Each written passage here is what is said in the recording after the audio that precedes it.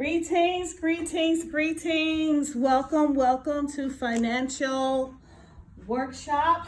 This is going to be a class on money, basically biblical finance. And who I am is Stacy Jordan, financial coach. To tell you a little bit about myself and our journey and why finance is a big thing for me. It's why I like to help people and give people like a roadmap or guideline and a system in obtaining some financial peace. So in this financial workshop, we're going to go over some steps, some strategies and some techniques that will help you to become better stewards over your finance, better money managers, and have some peace, because that's what it's about at the end of the day. We all want some financial peace, and we all want to know and do better with our money and make sure that we are managing and stewarding our money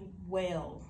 It's like we have a financial map, a financial game plan, a GPS for our finances that's going to help us to get from point A to point B. So that's what we're going to do today. Let me get a little sip of water. All right, and we're going to dive in. So first of all, let me just say welcome.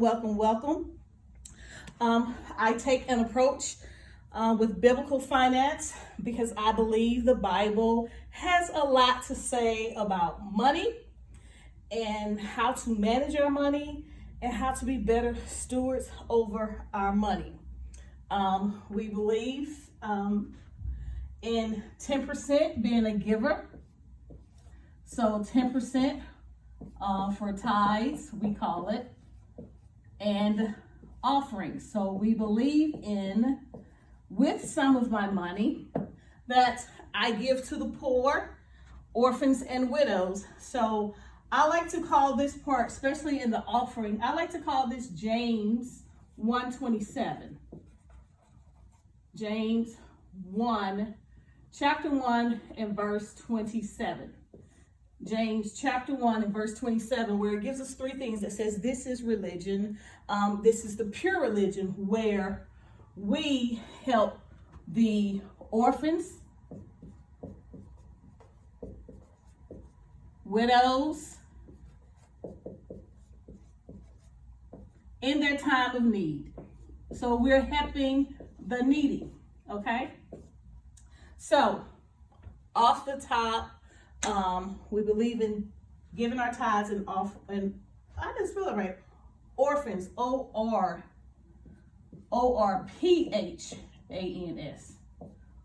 ORPHANS.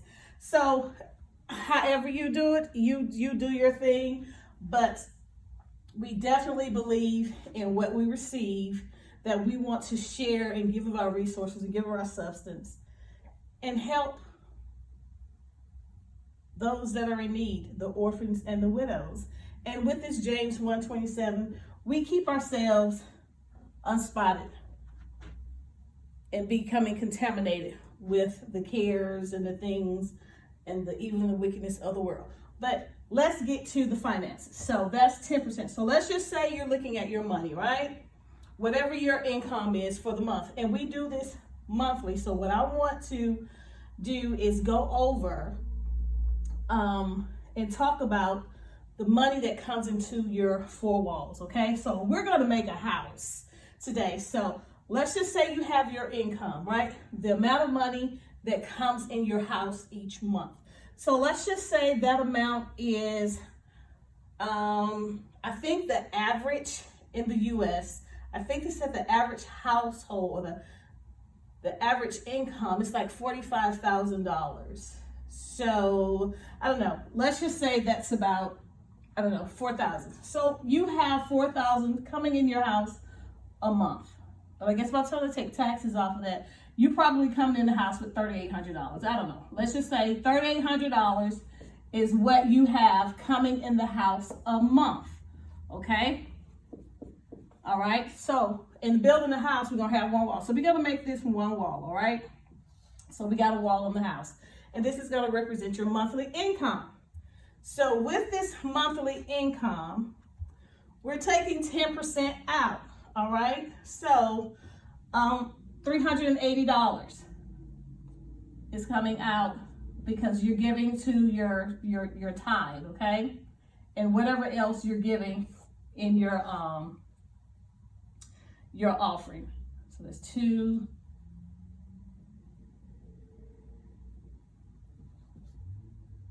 All right, I think that's gonna leave us with $3,400, $3,420, okay, for the month. All right, so you've given your tithe, and we're building this house. So you have to pay your rent, your mortgage, all right? So with this money, you gotta take care of your four walls. And this is your four walls of your house. What do you need to take care of your house? You have your rent or your mortgage. Percentage-wise, we like to teach and tell our students that based on your income, what you're spending out a month, keep that around no more like 25 to 30%. Because if your rent is eating half of this, you're already going to be struggling in a hole. So let's just say your rent is $1,020, okay?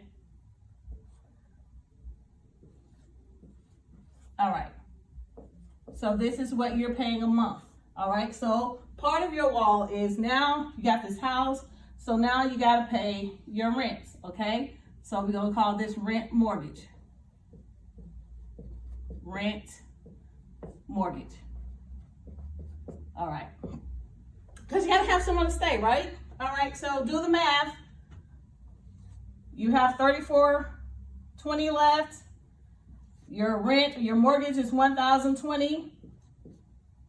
All right, so now what you have left is $2,400. So we're gonna this is taking care of the four walls. What is your food bill like for your family? What is your grocery bill like for your family for that month? For some people, it's $400. Okay? You gotta have groceries. So this is food category. So now you're down to $2,000 for the month. So let's add on to this house. All right, so you got your rent, your food. What else is coming out of here? Your utilities, okay? So what are you having to pay in your utilities? This is going to be, we'll call this util. Your gas bill, light bill, electric bill, whatever it is that you have. So we're going to estimate this to be another